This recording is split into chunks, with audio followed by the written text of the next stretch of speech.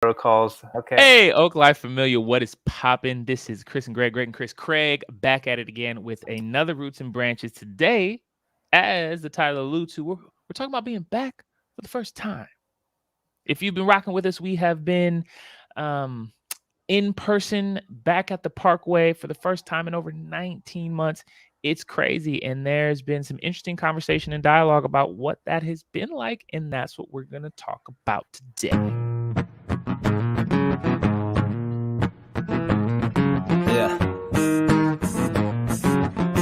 Yeah, look, I get crazy when the mic round. No sense of getting hyped now.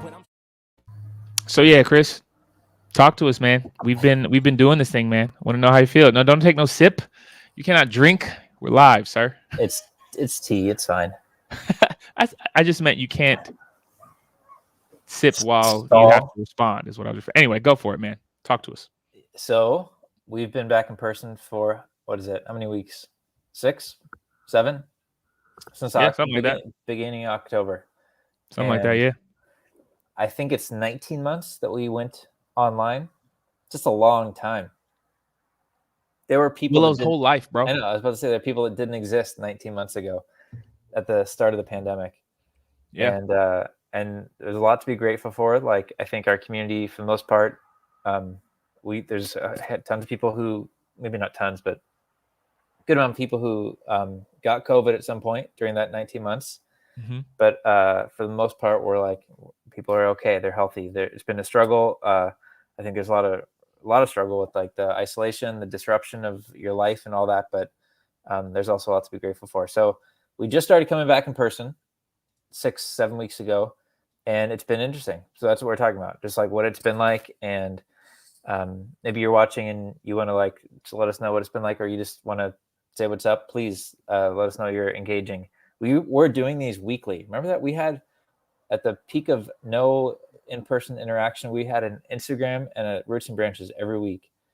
And I'm kind of glad we're not doing that as much as I like this, because it's way better to be in person. Like there's been last week or 2 weeks ago, a group of people went to Telegraph Beer Garden after church, and we just hung out, and it was like, this is it. Like we're spending time, we're breaking bread, we're like seeing each other, and it's something that I think most of us didn't realize how significant it was for us. That just a pattern of connection to people and all that. So yeah, what's it been like for you? I mean, like you and I have had to get all the stuff together, so it's been like a different experience for us because we're like have responsibility to it all, and the COVID protocols we're using. What's it been like for you? Geez, it's been good. It's been good to be back, and I think there is, to the point that you alluded to, there's something that you can't replace what you get with spending time with other people in person. Like that's something that no amount of screen time can replace, right? And that's a beautiful thing, and it's really good. I think the whole process has shown me that I am more introverted than I originally thought. I think you kind of get used to being in person, engaged, and you're like, oh yeah, this is dope, this is good, and you're like, oh, I must be extroverted. But not the case. Not the case. So Not you're like, I don't like these people. I don't want to be around. Not at all. Not at all. Not at all. But in hearing other people's response, like, oh my gosh, I miss this. I need this. I don't feel as adamant, right? That said, I think that being in person is amazing. And I think for us as individuals, it's what are we doing while we're in person? Like I can say for sure, when I got to sing for the first time with another person after 19 months or whatever, actually one time during the pandemic, I played with Dave, but I didn't sing with anybody else. So yeah, after those 19 months, I sang with Chelsea 3 or 4 weeks ago. And then this past Sunday, I sang with Leslie, and it is so much better to worship with another person than it is by yourself, hands down, no questions asked. So like certain activities, and for some people it's just being in the same space. For me, it's doing something with other people that is the most rewarding. even setup with like you and Kyle and some of the other people on setup. It's fun, you know. So yeah, I enjoy it. I'm glad we're back. Don't ever want to go back to screen only. That said, I kind of enjoy the tech social thing. I think there's a place for it. The whole content world. I think there's definitely um, moving forward in our future. There's a utility to it. There's a purpose to it, and it's something we're never gonna not do as a society. So it's like might as well have this form of communication as well. So I don't want to get rid of it, but I digress. Yep. Yes, good. Yeah, as I've kind of asked that question to lots of people, there's been a range of folks like experiences and where people are at, and like one of the things we're seeing is 19 months is a long time. Like that, habits get formed and expectations and like patterns kind of get created, and so there's a good amount of folks who are like just used to not coming, used to not going to church in person, and some people might not come back. Like some people might, it may not be their thing anymore, and that's like what they realize, and that's okay. Yeah. And with our community, there's like a normal ebb and flow of people coming and going based on like the demographic we tend to attract and connect with, and then where we live. But over 19 months, you know, a lot of people moved, a lot of transitions happened. Probably like a quarter of our church moved. Yeah. And there wasn't nearly as much like the normal flow of new people connecting. That said, there's been a bunch of new people coming every week, which is really cool.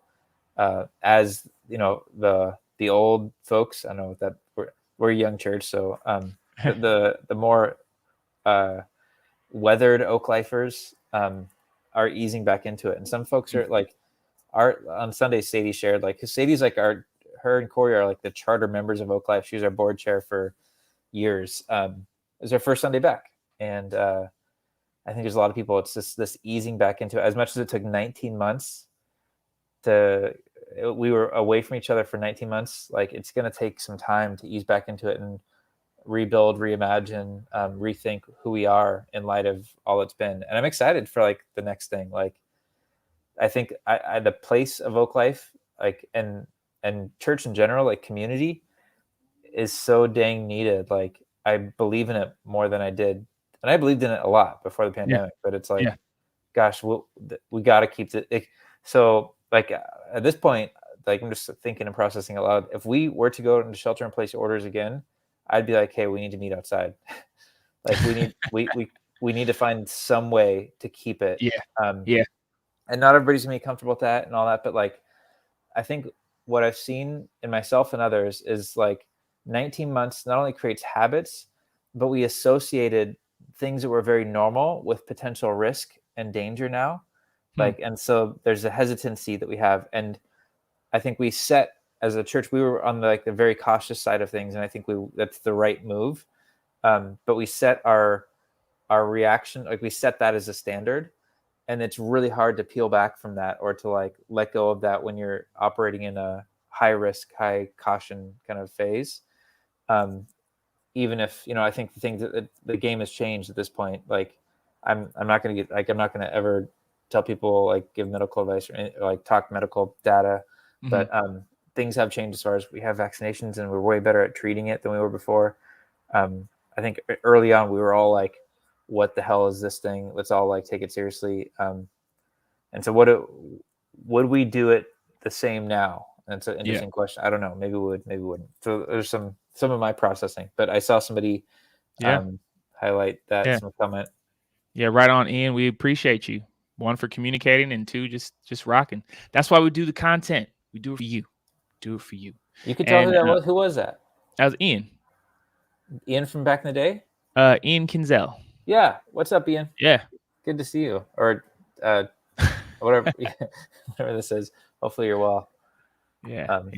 And to your comment, Ian, there's other individuals who have expressed just appreciation for the ability to check in. And while some people have either transportation or mobility issues, other people there's distance and weather, and it's like, I'm sick. I don't want to either either pass whatever I may have on. So just that option to be like, oh, this is my community. I still can engage and check in with them.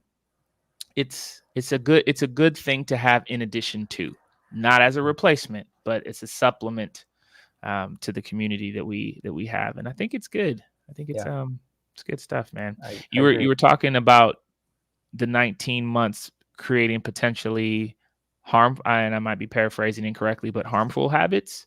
You want to unpackage that a little more, or did I hear that wrong? I don't know if I'd use the word harmful as You much didn't, as, like I said. yeah, like, we all reacted to an unknown. Mm-hmm. And I think and then that became the norm of how we react and how we feel and think. Mm-hmm. And I think that's okay, especially when it's an unknown. Mm-hmm. But when the time comes for the risk level to adjust, it's hard when it's in the realm of like survival or like a perceived risk or danger. Mm-hmm. Like it's hard to walk that back. Yeah. In our brains, like it's hard Yeah. to like once this thing is, church is now associated with like potentially spreading death or my own mortality or the fear of the pandemic. That I think is, for all of us, is an appropriate. Okay, we want to take this seriously, especially because we value those who are most vulnerable in our communities. Like, but how to come out of that is something that I think we're all trying to figure out. Like, okay, what is the risk? How do we know what the risk is, and what are we comfortable in? You know, as parents, like negotiating, like we got to work, we got to figure this, but our kids can't get vaccinated yet, or like, are we comfortable with, like, how do we figure all that out? And again, when we start I'd rather start on the cautious side, than the reckless side. But it takes some thoughtfulness to, I think, figure it out, because I know people who are figuring that out, and I think the more we can gradually normalize it, and especially just so everyone knows, like we're back in person indoors, but we're a vax only church. Partly, I think we would have decided something along those lines on our own, but we are partly doing it because our landlords, the New Parkway Theater, is a vax only theater, which kind of made it an easy decision for us. Everyone's masked except for presenters who have the option of not wearing masks. Everyone has to RSVP in advance, show proof of vaccine. So we are cautious, but I wonder if that kind of sends a signal of danger or risk, or where it's just not worth it for some people. And I think I respect that. But I just think that at some point there will always be risk. And at some point, the risk of this will balance out. And will we still carry, what of the pandemic and our response to it will we still carry that is good, and what is incongruent with, or and again, I think like I hope everyone knows, like wherever each of us are at, for the most part, outside of being like conspiracy theorist or I don't know, I'm totally crazed anti-vaxxers or whatever, like we want to, like, we all got to negotiate this for ourselves, and there's no judgment, it's all like support, and we're all going at our own pace, and everyone's in a different place, all that stuff. But I do think that, like, I've seen some people, and I've seen it myself too, like some things I'm okay with and I don't even think about it, but other things I think about, like for instance, as an example, like going out to eat indoors. We did it a couple times, like over the summer, when we had that like month of the pandemic being like the numbers being so low and everyone was celebrating, and then it came back, and in that period it's like some things got normalized, like, okay, we can do this safely, we can do this cautiously, I kind of trust that, I keep distance from people, or I know what to do. And so, but other things I still have, like inside, indoors, at a bar, like that one, I'm like, I don't do that. We went to an indoor concert for the first time a couple weeks ago, and it was like, actually this artist that I'm wearing the shirt of, it was like, is this okay? Are we gonna, like, so all those experiences we're all going through, and I hope we can have a graceful way of opening that up, and balancing with the other needs of, like, community is real. Like I use the term that some psychologists are using on Sunday, the shadow pandemic, or the double pandemic of isolation and mental health. And like being with people is one of like the simplest, most like normal anthropological things that we need. Like, and it regulates you, and like just seeing another person, talking to them and hearing about their day and just like being around people is a good thing. And so there's that there's all these things to balance, but I'm glad we're back and doing it. And it is different. It's like a different phase. Like it's going back to something. What do you call this episode? Back for the first time. Back for the first time. Like we're back, but it's this first. Yeah, it's like Yeah. we're back to this thing. But it's not. It's kind of the same, but it's not the same. Yeah. One thing I'll say is, and I've been rambling, but we asked our leadership team on Sunday, like, how's it been? What are your experiences so far? And somebody vocalized that, like, yeah, it's like I'm kind of sad that there's some people I want to see that haven't been coming. Like, Yeah. And I feel the same way. Like, I'm like, I miss so and so, and I can't wait for some people to come. And I don't think they were saying like they should come or like they're being silly or whatever. But there's that sense of we forget how much our presence like impacts a community. Yeah. Yeah, I'll leave it there. But so seeing people, it's something. It's something for a lot of us. What do you think? I don't know, any responses? I got a couple. Okay. First, I'm curious to know what if you're watching, how do you feel about OakLife's level of caution? We got the RSVPs, we got the whole vax requirement, as Chris alluded to, regarding our landlord. But just curious because it's come to my attention that a couple of new people heard about our RSVP and was like, yeah, that kind of freaks me out. I don't want to go there. Whereas other people have come through and were like, oh, I could totally respect that. And then, they RSVP and then they showed up. And obviously I'm not talking about a big number of people. But it's just good food for thought. I'm very curious. So whether you're watching now, in the chat or later, you can put it in the comment section of the video. I'd be very, very curious to just hear what your thoughts are. Yeah, and that's an interesting one because church is something like you've never had to like reserve or like give some sort of be vetted to right. come, like, and that's like a different fundamental thing. And in our culture, our demographic, like where we are, like people value their freedom and autonomy, and they reserve the right to flake on anything and everything, like myself included. And be non-committal. So it's like, I don't want to really, there's like 8 questions on this thing. It is somewhat cumbersome, and is intentional because we're taking it seriously. But yeah, is that an obstacle for some folks? We value inclusion and wanting to be a place, people can come to, but here's some hoops you got to jump through. We've never had that before. That's like a fundamental shift to church. Yeah. So I'm curious to hear what the people think, man. Totally. But then you also, speaking of people, there's a song by St. John is like, people on the people, I got people on the people and the people. And he just keeps saying people and the people. It's just a good song. Anyway, digress. It's the people. You make a good point. I was having a conversation with a couple of people, and they were mutually saying how much the other person's presence was important. Andy often gets like these kind of insights on concepts that are important in the current time. And like right now, she's been on this kick about presence and how powerful that is and how necessary it is. And this isn't news. Like we've heard that before. Hey, put your cell phone down, be present. The present is a gift. That's why it's called the present, right? Like it's not a new notion, but it's just interesting how much more obvious or how much more apparent or how much more we feel the importance of presence now that we're back in person, right? So I completely agree. If people are comfortable, this is a nudge. If you're listening and you're like, I don't know, should I? If you're on the fence, just know that your presence, the value in that is beyond what you currently understand. I can almost guarantee it. So be present wherever it is, whether it's OakLife or not. If you can be present with people, like do that. It's good. Yeah. Ian commenting, haven't had the chance to come, but have seen the RSVP system. In my opinion, it's hard for me to imagine being able to participate in a church if I wasn't willing to trust that the church trust that church enough with an RSVP. You can't make everybody happy, and sometimes we just have to be okay with that. IMO.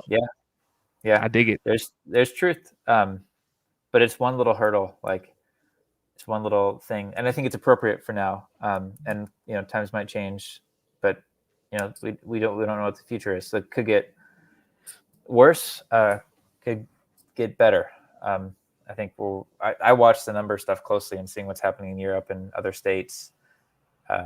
We'll see what happens. I'm really grateful though to be in our community where, we value diversity, but on some of the values of like, generally speaking, like science, these are all generalizations. We all have different opinions on some of the stuff, but like, like I have colleagues, we have colleagues who are working in communities where there's a lot of division on vaccine stuff or masks.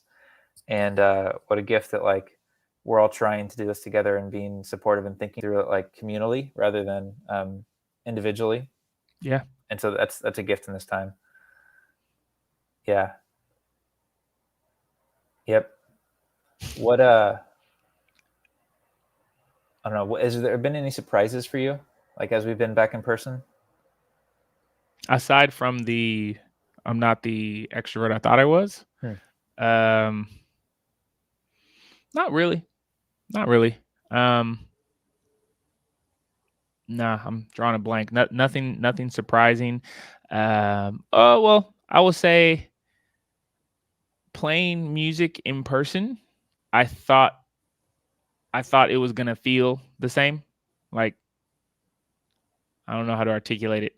I did it, and it was like when your leg falls asleep and you walk and you know how to walk, but then you're trying to walk and you're like, oh damn, I can't walk like I thought I could. That totally happened, and I was like, yeah, but I've been playing through the pandemic this whole time, right? So it's not like I haven't been playing, but to do it in person, it's like, yeah, that was a little bit of a shock, but that's more like a personal reflection as far as the community. I asked you personally. You did. Yeah, you did ask me personally. That's it. Yeah, same. I had that with like the mask speaking to like I think I told you once, like it took me like 4 weeks before I felt comfortable public speaking again. Like it was like, this is like learning what this feels like. Yeah. And the energy, it's different reading a room when you can't see people's faces and everyone's masked up. It's better than being a screen, but it's still different than it was before. Yeah. Yeah. Yeah, dude. So what do we think, or what do you think? This is not me asking you.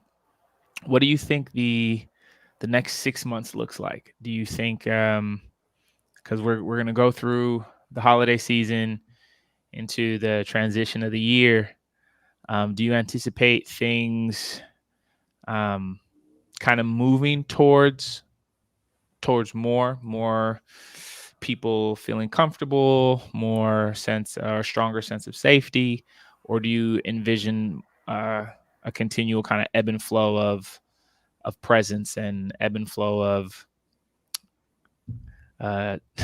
scares with the potential spike in the holiday season coming? What are your thoughts? And specifically with OakLife, right? Not like yeah. the world.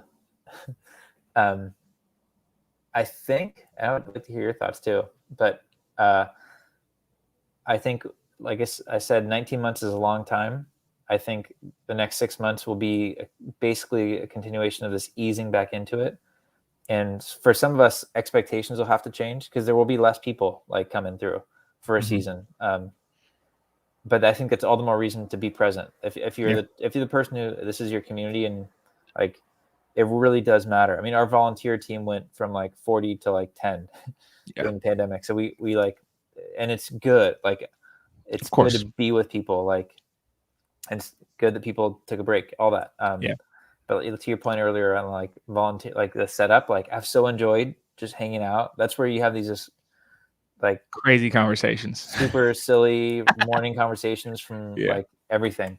And those have been really good moments that like you don't realize you take those things for granted. Just the being in community. But I think it'll be gradually easing back into it. Things like life groups and other activities will slowly be added on as we kind of figure out our Sunday thing. I do think we're probably in for at least another spike with COVID. I think that's kind of the next few months. Where the difference this time around compared to last year at the holidays is we've learned a lot how to treat it, and we have vaccinations, and that should soften the effects. I think but it will be an uptick, and I don't know how that'll affect like OakLife. Mm-hmm. I think we'll just follow, the county guidelines, but I suspect that like what we do now is something we can do for a while, because even at the height, there's shelter in place, but for a while, religious communities have been able to meet if they were under a certain capacity, if everyone's maxed. And now with the vaccine thing, I think we'll still be able to find ways to be together. I'm pretty committed to that. And I don't think I can really think beyond that. Then it just gets into like a myriad of options. Yeah, but yeah, 6 months of kind of this, like, Yeah. and so I think we just got to enjoy it. Like enjoy Yeah. that we're, for the time being, kind of a smaller church, at least on Sundays when people come. I think our community is still pretty big. I think we've had, not big, but there's still a lot of people engaged. We've had about 100 people come through, and like unique RSVPs over those 6 weeks. But on any given Sunday, it's around 30 to 40 people. Yeah, I'd say 20 to 30, but who's counting? No, even this last Sunday, which like I'm counting, which I've never done before. That's another thing that's a change. Yeah, we have an pandemic for you RSVP count system in the room. I actually have the sheet each Sunday that tells me how many people RSVP'd, and we check off when people come. So even this last Sunday was closer to 30. Okay. So 30 to 40 has been about how many people are showing up, and a consistent like 15 to 20 people like present online too. Yeah.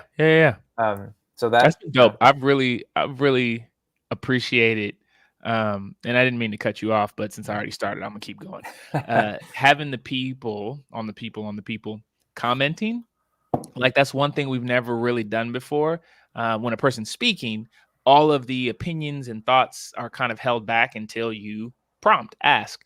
But it's been kind of cool seeing people's like comments kind of pop up on screen that almost supplement what you're saying in real time. That's been good. It's been good. Totally. That is cool. Yep. And so I think more of that, and I think enjoying it and learning to see God in it is kind of the invitation for us over the next few months. Like it's going to be different. It's going to be weird. There might be some Sundays where there's like 10 people there. But there'll also be some other Sundays, like even this last Sunday, there's 30-ish people, but it was so special. It was such like a special gathering. It was such like Kyle did this great poem. Like people were chiming in online. You all did like some really fun songs, like, and it was all about seeing God in one another and lean on me, leaning into each other, and God being a relationship. And so I don't know, it's a different way, a new, fresh way we get to see God in community. So I think that's kind of the next 6 months, just letting it be what it is, enjoying it for what it is, and finding ways, especially to get people who are kind of newish to the community to get plugged in. So we missed their energy for the last 19 months. We missed new perspectives and new people like making us who we are. That's about it.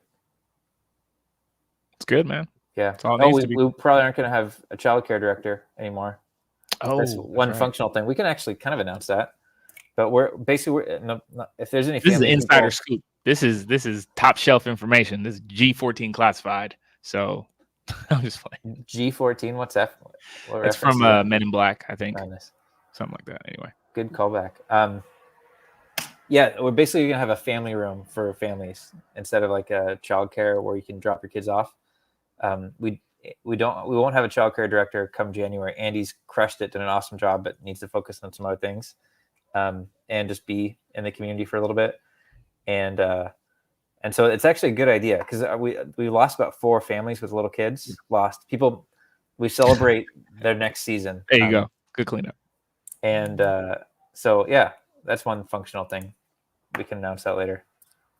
Speaking of announcements, if you're watching and you can be in person, we also are looking to add another team member, temporary position, but another team member to the OakLife staff. We need an AV person.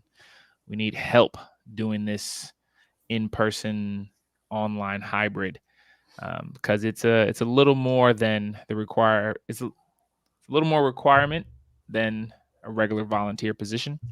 So if you know anybody, Greg at OakLifeChurch.com, send them my way. Yep. It'll be fun. I do think we'll look back in all this, like that position, whoever fills that, the new difference in childcare, just the uniqueness of doing church in this season. Like, I think we'll look back and be like, that was weird and kind of hard. And there's sadness and like, it was a little stressful at times, but it was also really, really fun. Yeah. Or good, maybe fun. Sometimes what's a better word? Rich. Is rich. I like that. It's good. It's good. Wordsmith approved. Like a mahogany or like a Zinfandel. Rich Nice. depth and I don't know. I like it. Deep mahogany. I'm with it. That's all I got, man. What are you thinking? Anything else? Any other thoughts? Nope. Miss you all. Yeah. Ian, is good to have you Heck hang yeah. with us. Hope you're well, friend. Yeah, that's what's up, man. Hope you're still playing because it was fun times jamming back in the day. I miss jamming with people. Man, I miss jamming with people. That's the biggest miss. Stupid pandemic. But among all the other things that made the pandemic suck, one of them, not being able to jam with people. So bid you all farewell. Again, if you're watching this at a later non-live time, feel free to drop a comment because we want to stay engaged as much as possible. We love you. OakLife, continue to live, love, fight, and follow as Jesus did and does. And with that, we out of this thing. Give him a peace sign, Chris. That's the intro. My bad. Peace. That's it.